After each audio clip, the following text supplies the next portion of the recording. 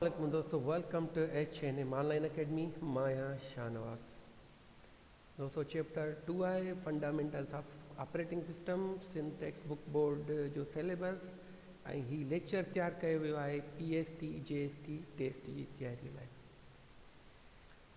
Lecture number 1 में पाण पढ़ी आयासीं फंडामेंटल्स ऑफ कंप्यूटर, अॼु हाणे ऑपरेटिंग सिस्टम। हाणे साॻे तरीक़े सां कुझु समरी पढ़ंदासीं, समरी मां MCQs क्रिएट कंदासीं ऐं उन खां पोइ जेके 10 MCQs आहिनि जेके किताब में ॾिनल आहिनि सिंटेक्स बुक बोर्ड में, उन्हनि ते स्टडी कंदासीं।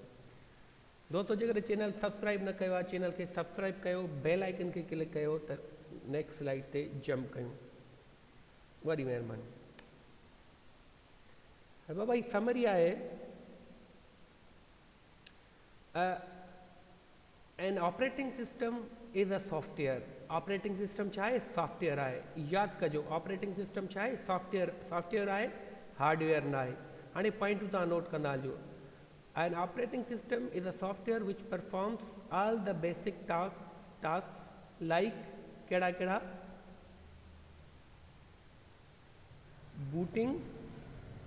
booting the computer, file management, memory management, process management, and controlling the peripheral devices such as disk and printer peripheral devices सर्बान। ऑपरेटिंग सिस्टम छा छा कंदो आहे, कहिड़ा बुनियादी कम कंदो आहे? बूटिंग द कंप्यूटर कंदो आहे, फाइल मैनेजमेंट कंदो आहे, मेमोरी मैनेजमेंट कंदो आहे, प्रोसेस मैनेजमेंट ऐं controlling the peripheral devices such as disk and printer. हाणे हिकिड़ो सुवाल अची सघे थो, हिननि मां हेठां कहिड़ा कहिड़ा पेरिफेरल डिवाइसिस आहिनि? तव्हांखे जेका डिस्क ऑप्शन ए में डिस्क थो अचे, ऑप्शन बी सी में ॿिया था ऑप्शन, त छा थींदो? डिस्क थींदो या त प्रिंटर थींदो। हाणे ॾिसो न, हिकिड़े ई जेको पैसेज हितां खां शुरू थो थिए हेसि ताईं, इन में तव्हां अलाए केतिरा 10 खां 12 ताईं MCQ इन खे इंटरचेंज करे कढी सघो था। ऑपरेटिंग सिस्टम छा आहे? सॉफ्टवेयर आहे। छा छा कंदो आहे? ही बेसिक कदम बूटिंग कंदो आहे, फाइल मैनेजमेंट कंदो आहे, मेमोरी मैनेजमेंट कंदो आहे, process management and controlling the peripheral devices. ईअं ई नेक्स्ट जेको आहे टॉपिक असांजो, operating system performs the following. Operating system perform the following functions like booting, resource management, user interface, command interpreter, memory management, input out management, file management, process management, user management। साॻी तरह सां operating system अञा बि जेकर ॿिया operation perform कंदो आहे function, जंहिंमें बूटिंग आहे, रिसोर्स मैनेजमेंट आहे, यूज़र इंटरफेस या command line command interpreter, memory management, input out management, file management, process management, user management, इहो परफॉर्म कंदो आहे ऑपरेटिंग सिस्टम। हाणे चए थो इंटरफेस छा आहे? An interface is a program. छा आहे? प्रोग्राम आहे, हार्डवेयर न आहे। इहो छा आहे? An interface is a program that allows a user to interact with computer or another computer over a network like command line interface, जंहिंखे CLI चइबो आहे, DOS चइबो आहे हुनखे, एंड ग्राफिकल यूज़र इंटरफेस। हाणे command line interface and graphical user interface, जेके graphical based Windows आहिनि उन्हनि खे असां ग्राफिकल यूज़र इंटरफेस चवंदा आहियूं। जेके कमांड जेके CLI बेस्ड विंडोज़ हूंदा आहिनि, ऑपरेटिंग सिस्टम हूंदा आहिनि, उनखे असां CLI चवंदा आहियूं। An interface is a program that allows a user मतिलबु त जेको यूज़र हूंदो, तव्हां थी सघो था, मां थी, जेको कंप्यूटर वेठो हूंदो उहो यूज़र हूंदा।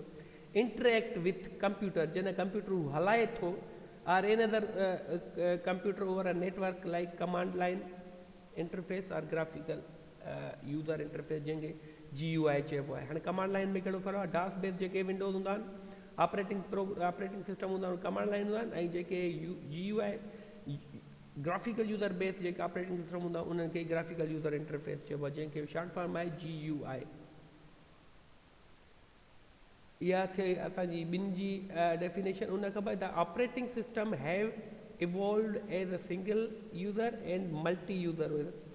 ऑपरेटिंग छा कहिड़ा छा ऑपरेटिंग में छा उन्हनि ऑपरेटिंग सिस्टम जेका इवॉल्वमेंट आहे, जेका ऑपरेटिंग तरक़ी कई आहे, उनमें सिंगल यूज़र ऑपरेटिंग सिस्टम आहे ऐं मल्टी यूज़र ऑपरेटिंग सिस्टम आहे। Batch processing operating system time sharing operating real time processing operating system आहे।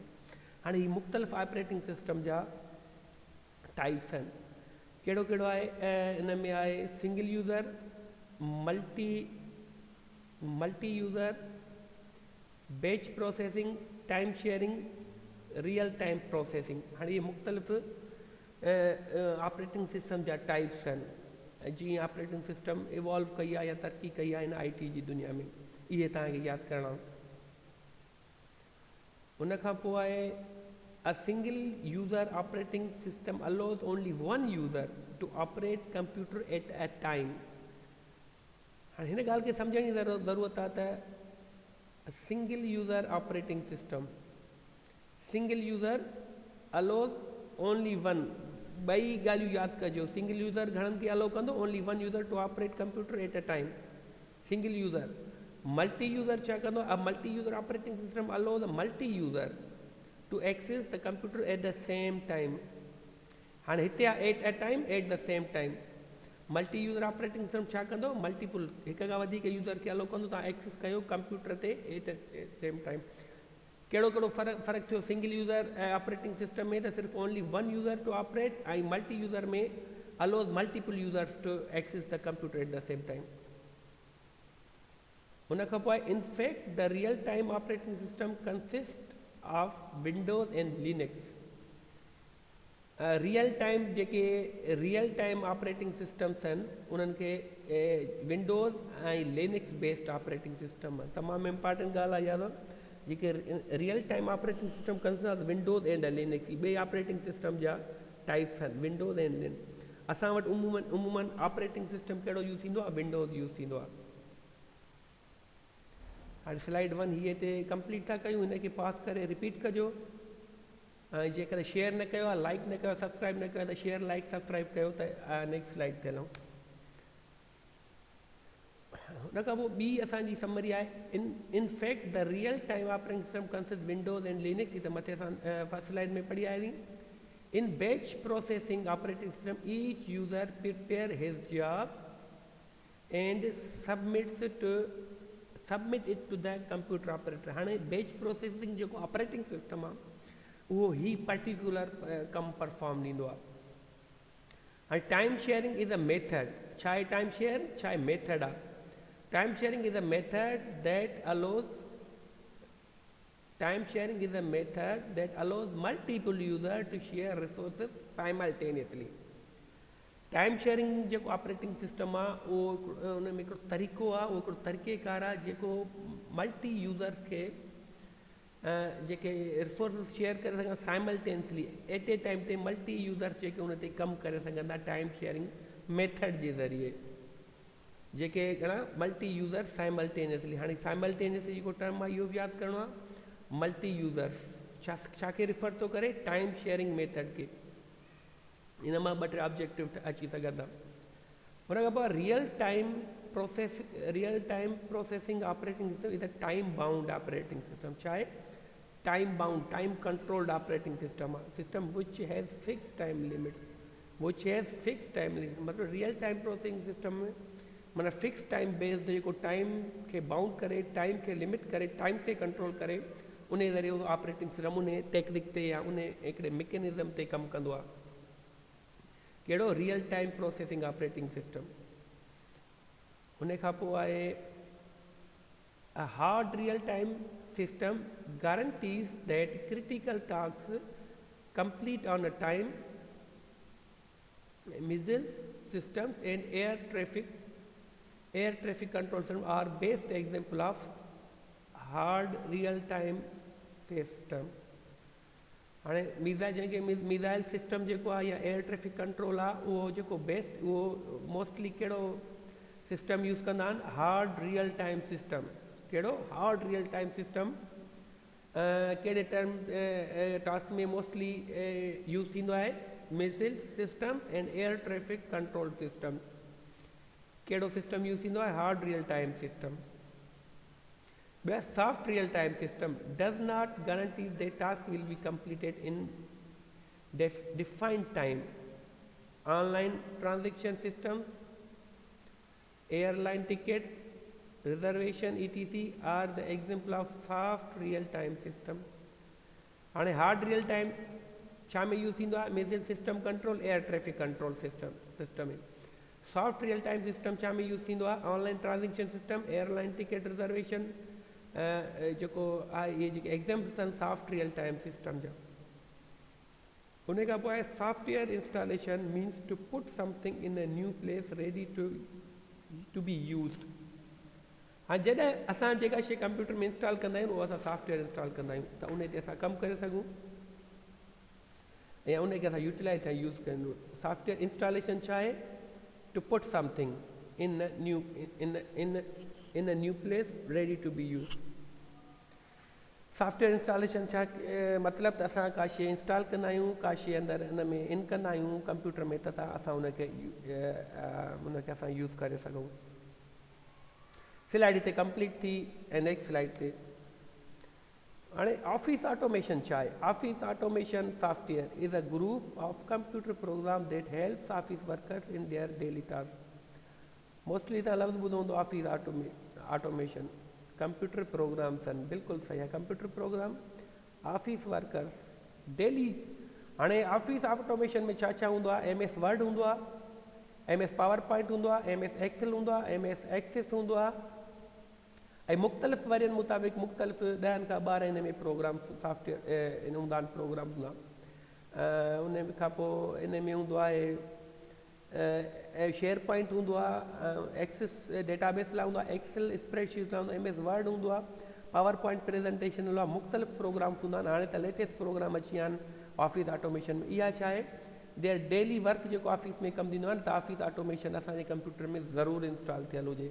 उन ज़रिए असां ई प्रोग्राम हीअ कमु जेके डेली ऑफिस में थींदा उहे परफॉर्म थींदो आहे. जीअं MS वर्ड में कमु कंदो आहे, MS वर्ड छा जो पार्ट आहे? ऑफिस ऑटोमेशन जो आहे. MS एक्सेल छा जो पार्ट आहे? ऑफिस ऑटोमेशन जो. MS पावर पॉइंट छा जो शॉर्ट फॉर्म आहे? इहो पार्ट आहे office automation. Office automation complete हिकिड़ो पैकेज आहे, हिकिड़ो सॉफ्टवेयर आहे जंहिंमें इहे नंढा प्रोग्राम्स हूंदा आहिनि. इन खे चइबो office automation. MS Office 2010 contains Microsoft Word, जीअं मां तव्हांखे हींअर ॿुधाए चयो, Microsoft Excel, power point and MS outlook. Outlook छा जे लाइ हूंदो आहे? ईमेलिंग लाइ. इहो तव्हां यादि रखियो. आउटलुक छा लाइ हूंदो आहे? ईमेल लाइ हूंदो आहे. आउटलुक हूंदो आहे छा जे लाइ? ईमेल लाइ. यादि करे छॾिजो, इहो अची सघे थो. पावर पॉइंट छा जे लाइ हूंदो आहे? प्रेज़ेंटेशन लाइ. छा जे लाइ? प्रेज़ेंटेशन लाइ. प्रेज़ेंटेशन लाइ. एक्सेल छा जे लाइ हूंदो आहे? शीट्स क्रिएट करण लाइ. छा? शीट्स क्रिएट करण लाइ. वर्ड छा जे लाइ हूंदो आहे? कंपोज़िंग लाइ. छा जे लाइ? कंपोज़िंग लाइ. हाणे मुख़्तलिफ़ जेके ऑफिस ऑटोमेशन जा प्रोग्राम्स आहिनि उहे कीअं था यूज़ थियनि, उन्हनि जो कमु कहिड़ो आहे, इहो सभु मूं हाईलाइट करे छॾियो तमामु. उन खां MS office 2013 the minimum requirement 1.6 GHz processor जी हिकिड़ी स्पीड आहे. 1 GB रैम हुजे तव्हांजे कंप्यूटर में, 3 GB हार्ड डिस्क हुजे घटि में घटि, मिनिमम विंडोज़ 7 ऑपरेटिंग सिस्टम हुजे एंड ग्राफिकल ड्राइवर्स हुजे. हाणे मुख़्तलिफ़ रिक्वायरमेंट्स आहिनि ऑफिस ऑटोमेशन इंस्टॉल करण लाइ. त तव्हांजे कंप्यूटर जी केतिरी रिक्वायरमेंट हुजे? घटि में घटि 1.6 जो प्रोसेसर हुजे, 1 GB रैम हुजे, 3 GB हार्ड डिस्क हुजे ऐं ऑपरेटिंग सिस्टम हुजे. इन खे चइबो आहे सॼियूं जेके रिक्वायरमेंट्स आहिनि. असां जेका बि शइ इंस्टॉल कंदा आहियूं त उन जूं रिक्वायरमेंट्स उन जी CD ते लिखियलु हूंदियूं आहिनि त तव्हांजी हीअ रिक्वायरमेंट्स आहिनि ऐं तव्हांखे उन खां पोइ इहा शइ इंस्टॉल थींदी. हाणे मुंहिंजे ख़्याल समरी हिते कंप्लीट थी. उन खां पोइ हिन जा 10 असां MCQ जेके already Sindh text book board जे किताब में ऑलरेडी आहिनि, उन्हनि खे मां जेको सो उन जा करेक्ट आंसर कढी ऑलरेडी हाईलाइट करे छॾियो आहे. वरी उनखे सम्झूं था. शेयर न कयो आहे, सब्सक्राइब न कयो आहे या बेल आइकन खे क्लिक न कयो आहे त इनखे क्लिक कयो ऐं ॿियनि सां बि शेयर कयो त जीअं ही स्टूडेंट्स जेके ऑनलाइन कमु कनि पिया, ऑनलाइन जेके स्टडी कनि उहे फ़ाइदो वठी सघनि.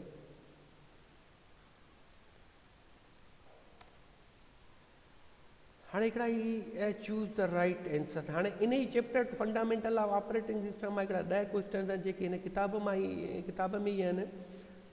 उन्हनि खे सही जेको जवाबु आहे उनखे मूं हाईलाइट करे छॾियो आहे. सभ खां पहिरियों सुवालु आहे the software which perform all the basic task. हाणे चवे थो द सॉफ्टवेयर जेको परफॉर्म करे थो, जेको बुनियादी कमु उहो छा आहे, ऑपरेटिंग सिस्टम हूंदो आहे. A software which performs all the basic task is छा आहे, ऑपरेटिंग सिस्टम चइबो आहे. हाईलाइट थियल अथव. A program that enables user to interact with the computer is called छा चइबो, इंटरफेस. मां तव्हांखे ऑलरेडी पढ़ाया आहे. हिकिड़ो इंटरफेस हिकिड़ो अहिड़ी शइ आहे जेका यूज़र ऐं कंप्यूटर खे पाण में ॻंढे थी, इंटरेक्ट थी करे, उनखे छा चइबो आहे, इंटरफेस चइबो आहे.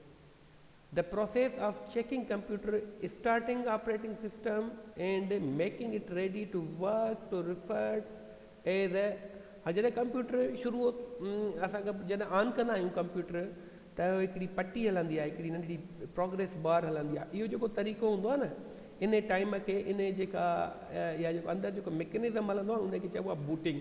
छा चइबो आहे उनखे, बूटिंग. करेक्ट आंसर अथव booting. A process of checking computer, starting of operating system and making it ready to work is referred as a booting. छा चइबो उनखे, बूटिंग चइबो. The number of users that can access the resources simultaneously on a multi-user are many. The number of users that can access the resources simultaneously on a multi-user ते जेतिरा बि users हूंदा, केतिरा बि यूज़र थी सघनि था, मेनी इन जो जवाबु थींदो. Which management controls the dynamic allocation and deallocation of process memory? Resource management.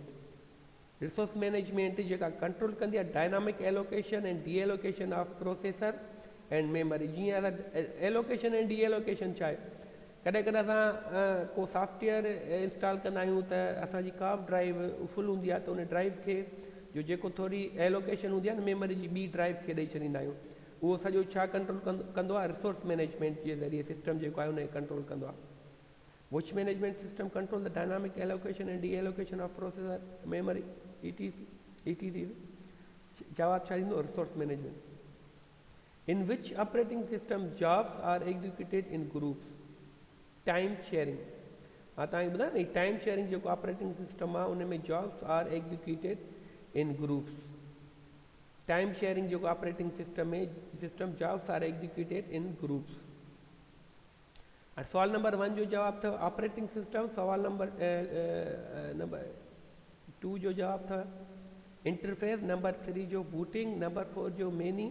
Number 5 जो रिसोर्स एंड नंबर 6 जो टाइम शेयरिंग. वीडियो खे पास करे तव्हां हिनखे स्टडी करे तव्हां पंहिंजी कॉपी ते नोट करे सघो था. The system that guarantees that critical task should be completed without shortest delay. जेको पाण हींअर पढ़ियासीं हार्ड टाइम रियल टाइम जेको सिस्टम आहे न, उन में ही जेके क्रिटिकल ऐं जंहिंमें टाइम घणो न थिए ऐं fix 100% to the point time ते असांखे उहा रिज़ल्ट मिले, उनखे चइबो हार्ड रियल टाइम सिस्टम. जंहिंमें मिसाइल्स ऐं ट्रैफिक सिस्टम कंट्रोल थींदो आहे, उनखे छा चइबो आहे, hard real time system. DOS is an example of single user operating system. DOS छा जो example, single user operating system छा आहे, DOS खे सिंगल यूज़र ऑपरेटिंग सिस्टम चइबो आहे. The group of program that helps office workers to do the number of routine tasks easily and efficiently is called office automation. मां तव्हांखे already मथी definition में ॿुधायां. ऑफिस ऑटोमेशन हिकिड़ो group of program थियो जेको असांजे डेली ऑफिस में कमु ईंदो आहे. The group of program that helps office workers to do the number of routine tasks easily and efficiently is called office automation. Question number आखिरी याद हुआ. The operating system that allows frequent switching from one task to another is चइबो time sharing. Operating system that allows frequently switching from one task to another is called time sharing.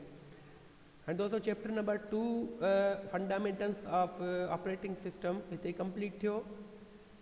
Chapter number 3 में वरी नई video सां असां हाज़िर थींदासीं. ही हिते कंप्लीट थियो लेक्चर. जिन बि दोस्तनि शेयर लाइक या बेल आइकन खे क्लिक न कयो त उहे क्लिक कयो त जीअं नेक्स्ट वीडियो जी अपलोड थिए त उन जी तव्हांखे नोटिफिकेशन रिसीव थी वञे. Thank U very much. वरी महिरबानी.